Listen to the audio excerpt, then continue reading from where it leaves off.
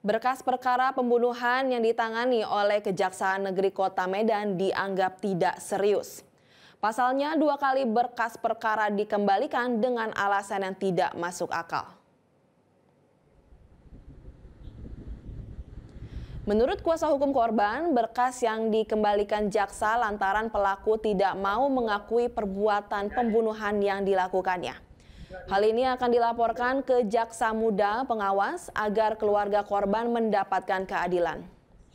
Pengacara korban dugaan pembunuhan Ojahan Sinurat menilai jaksa yang menangani perkara kliennya ini dinilai tidak profesional.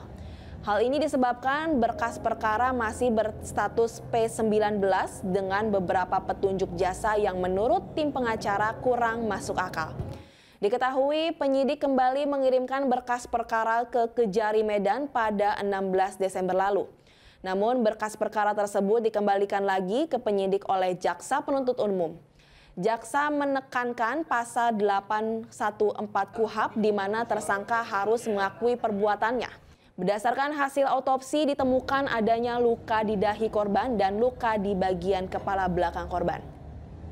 Keluarga korban berharap pemerintah dapat memberikan perhatian pada kasus ini agar mendapat keadilan atas kasus ini.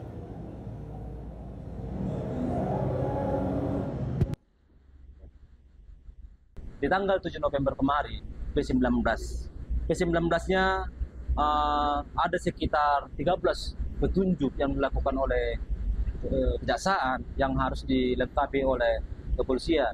Di tanggal 16 kemarin muncul lagi SP2HP kepada kami, pada si korban, yang intinya meminta kembali lagi supaya si tersangka mengakui perbuatannya. Ini nggak masuk akal, dari mana pula si tersangka harus mengakui perbuatannya. Makanya dugaan kami jaksa tidak serius membaca berkas ini. Ada dugaan kami. Jelajahi cara baru mendapatkan informasi. Download Metro TV Extend sekarang.